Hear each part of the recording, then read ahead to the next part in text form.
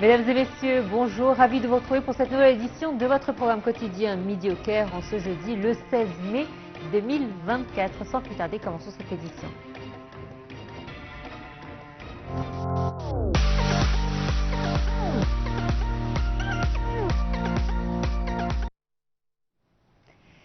À la une de l'actualité, il s'agit de la 33e session du sommet de la Ligue arabe qui se tient aujourd'hui à Manama, à Bahreïn. Le président Abdel Fattah el-Sisi s'est rendu donc à Bahreïn pour participer au sommet. La cause palestinienne représentera le principal dossier dans les discours du sommet arabe. Voici un compte rendu.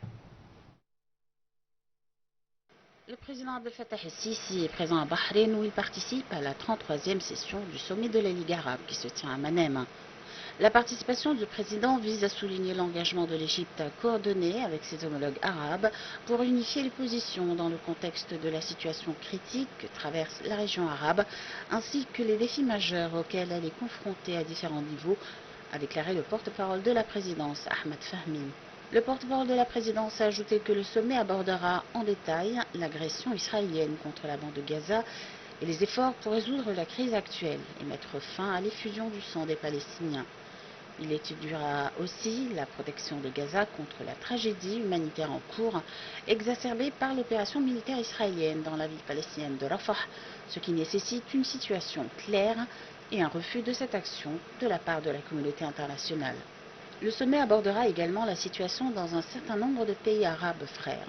Il examinera les moyens de rétablir la stabilité dans la région au milieu des crises majeures auxquelles elle est exposée, en particulier à la lumière des changements successifs au niveau international et régional.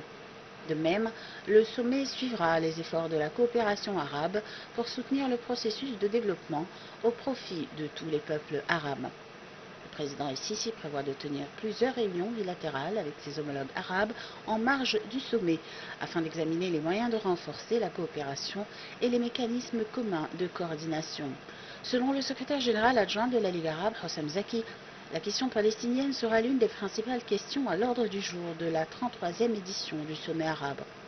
Le sommet adoptera des positions fortes, soutenant les droits palestiniens et correspondant aux attentes des peuples arabes, a affirmé le diplomate, ajoutant que le sommet appellerait la communauté internationale à ne pas abandonner ses responsabilités relatives aux droits des Palestiniens.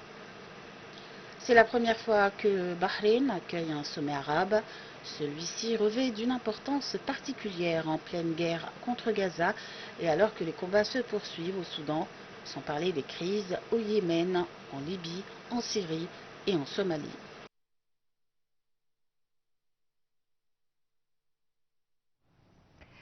Sur place, le ministre des Affaires étrangères Sameh Shoukry a rencontré son homologue bahreïni en marge de sa participation aux travaux du Conseil des ministres arabes préparatoire au sommet arabe qui se tient donc aujourd'hui à Manama.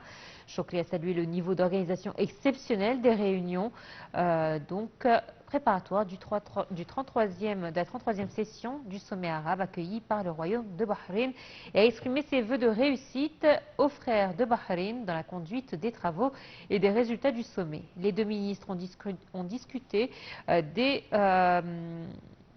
relations historiques solides entre la République arabe d'Égypte et le Royaume de Bahreïn, confirmant leur engagement à promouvoir la coopération bilatérale dans divers domaines.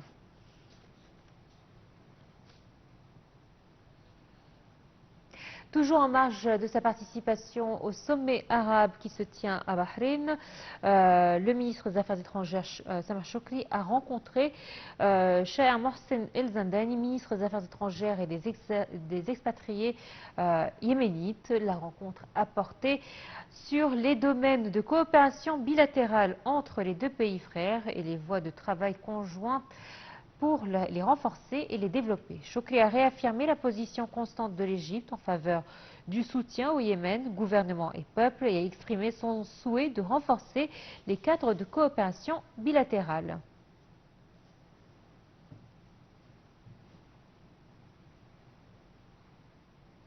un agenda chargé pour le ministre des Affaires étrangères Samar Shoukry, puisqu'il a également rencontré à Manama son homologue irakien Fouad Hessein en marge de leur participation aux activités de la réunion de la Ligue arabe.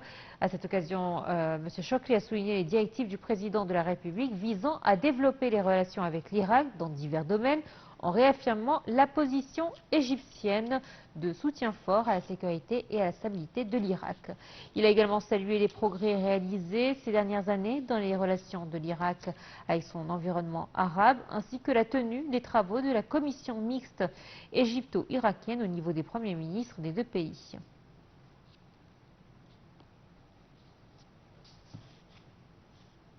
Le secrétaire général de la Ligue arabe, Ahmed Aboulghait, a affirmé que la Ligue arabe poursuivrait ses efforts pour rétablir la paix et la stabilité au Soudan.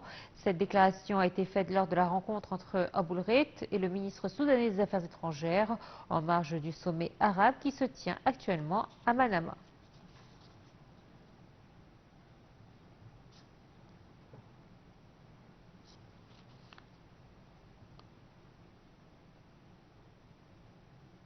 À Bahreïn, toujours, la ministre de la Solidarité sociale, Nevin El-Kobbej, aussi président de la 43e session du Conseil des ministres arabes des Affaires sociales, s'est rendue à Bahreïn pour prendre part aux activités de la 5e édition du Forum international sur l'entrepreneuriat, l'innovation et l'investissement.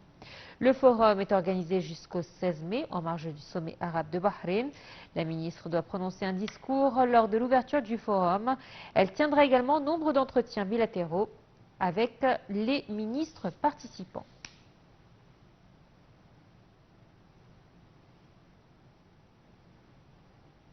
Toujours concernant ce sommet, des experts du Centre égyptien de pensée et d'études stratégiques ont confirmé que la 33e session donc du sommet arabe qui a lieu à Manama se tient à un moment précis et extrêmement dangereux compte tenu de l'ampleur des défis sans précédent auxquels est confronté le monde arabe, notamment la poursuite de la guerre israélienne contre la bande de Gaza et ses répercussions sur la paix et la sécurité dans la région du Moyen-Orient. Le sommet discute également des espoirs des peuples arabes de faire pression sur la communauté internationale pour arrêter l'hémorragie de sang des Palestiniens et leur accorder leur droit de vivre en paix. Les experts du Centre égyptien de pensée et d'études stratégiques ont affirmé l'importance de faire face au complot de génocide des Palestiniens, leur déplacement visant la liquidation de la cause et de la solution à deux États.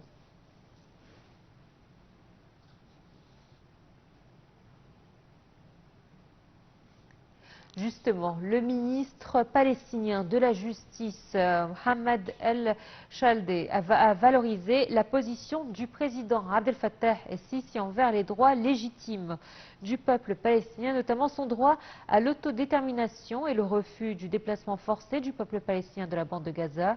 Le ministre palestinien a souligné que la Palestine menait une bataille juridique et judiciaire devant la Cour de justice internationale à la lumière de la requête déposée par l'Afrique du Sud contre Israël, l'accusant de commettre des crimes de génocide. L'Égypte, a-t-il dit, a annoncé son intention d'intervenir formellement pour soutenir le procès intenté par l'Afrique du Sud contre Israël devant la Cour internationale de justice, ce qui constitue un développement important de cette question.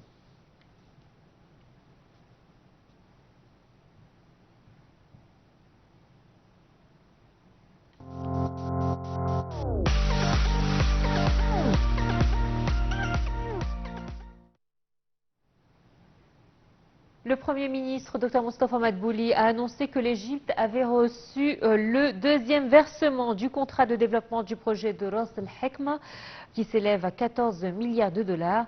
L'Égypte a aussi commencé les procédures de la cession d'un dépôt émirati d'une valeur de 6 milliards de dollars. Avec ce versement, l'Égypte a reçu un total de 35 milliards de dollars. Pour rappel, le projet de Ras al-Hekma est le plus grand investissement direct dans l'histoire du pays. Selon Madbouli, il s'étendra sur une superficie de 170,8 millions de mètres carrés.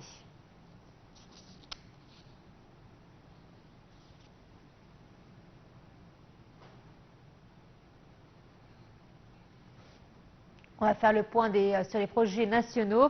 Alors, de Dabra à El Ouainet, le projet Avenir de l'Égypte visant à transformer le désert aride en champ de culture progresse. Le projet offre un potentiel économique important, mais le défi consiste à mobiliser les ressources nécessaires pour assurer son succès. C'est ce qu'on va essayer de comprendre à travers ce compte rendu. L'heure de la moisson a sonné. La croissance agricole ne correspond pas à la croissance démographique. C'est pourquoi l'État a mis en place une stratégie multidimensionnelle pour développer le secteur agricole. Cette stratégie vise à mobiliser toutes les ressources disponibles et relever tous les défis, notamment celui ayant trait à l'utilisation optimale de l'eau, a déclaré le président Abdel Fattah el-Sisi avant de donner le coup d'envoi de la saison des récoltes dans le cadre du projet Avenir de l'Égypte pour le développement durable. Situé à 30 minutes de la ville du 6 octobre, ce projet s'étend tout au long du nouvel axe routier Roud El Farag Dabra, d'une longueur de 120 km et d'une profondeur de 60 à 70 km. Le projet Avenir de l'Égypte est d'une envergure comparable à celle de 4 grands gouvernorats. Il a été mené à bien en un temps record et avec des investissements considérables, a ajouté le président. Lancée en 2017, l'agence Avenir de l'Égypte a bonifié près de 800 000 fedans de terre dans le désert et entend atteindre 4,5 millions de fedans d'ici 2027, soit 45% de la superficie agricole. De Dabra à Ouainet, les projets d'Avenir de l'Égypte se multiplient et s'étendent sur plusieurs régions: Ménia, Beni Suef, Fayoum, Assouan, Dakhla et El Ouainet. Forage de puits, d'eau souterraine, construction de routes, de centrales électriques et de silos de stockage des céréales, le coût total du projet est estimé à 8 milliards de livres égyptiennes.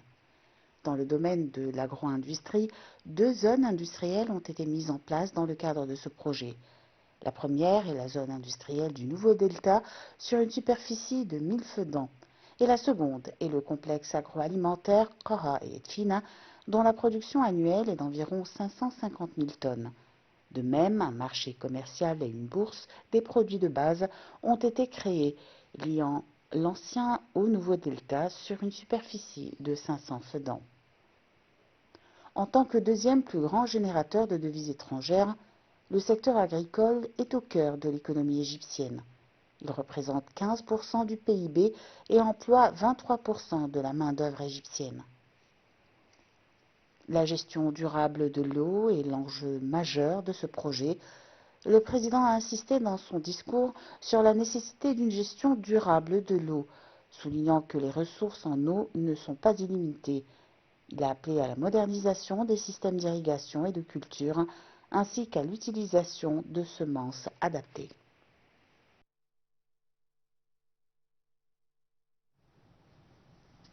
Culture à présent, la ministre de la Culture, Nevin El-Keleni, a donné des directives aux responsables de son ministère afin d'ouvrir gratuitement au public pendant plusieurs jours les musées d'art et les musées nationaux affiliés au ministère de la Culture à l'occasion de la Journée internationale des musées qui est célébrée les 18 du mois de mai.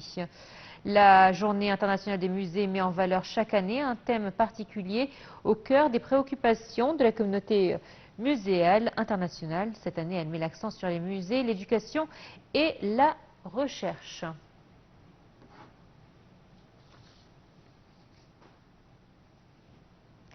Allez, faisons à présent le point des dernières actualités du monde du tourisme à travers ce magazine signé Hadi Osman et chez Boussera.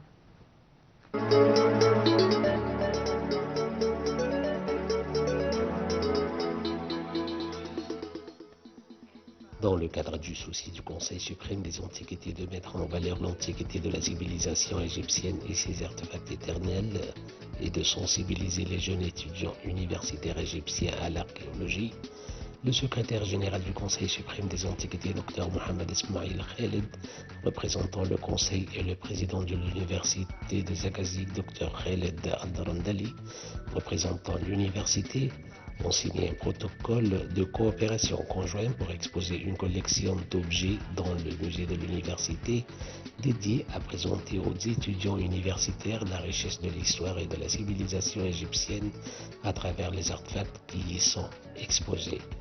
Ces pièces sont le produit des fouilles archéologiques de la mission universitaire et représentent environ 5807 artefacts. La coopération fructueuse entre le Conseil et l'université s'étend depuis plus de 30 ans dans le domaine de l'archéologie, des musées, des fouilles. La signature de ce protocole est une continuation des aspects de coopération existants considérés comme une nouvelle étape pour atteindre des horizons plus larges de coopération entre le Conseil et l'université.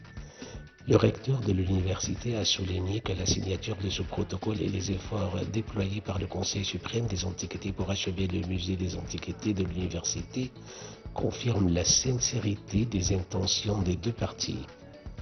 Dr Al-Darandali a exprimé son espoir d'accroître cette coopération dans la période à venir dans les domaines de l'éducation, de la recherche et de l'archéologie, notamment après la création de la faculté d'archéologie à Sen al-Hagar à l'université, en plus de la présence de l'Institut supérieur des civilisations anciennes du Proche-Orient et la faculté des études asiatiques. Le recteur de l'université a invité le secrétaire général du Conseil supérieur des Antiquités à participer aux activités de célébration de jubilé d'or de la création de l'université de Zagazig, en présentant une conférence sur la valeur historique et archéologique de la région de Tal Wasta, la ville de Zagazig et le gouvernorat d'Al-Sharqiya à travers les âges. Après la cérémonie de signature, Dr Khaled Al-Darandali a remis le bouclier de l'université au secrétaire général du Conseil suprême des Antiquités, Dr Mohamed Ismail Khaled.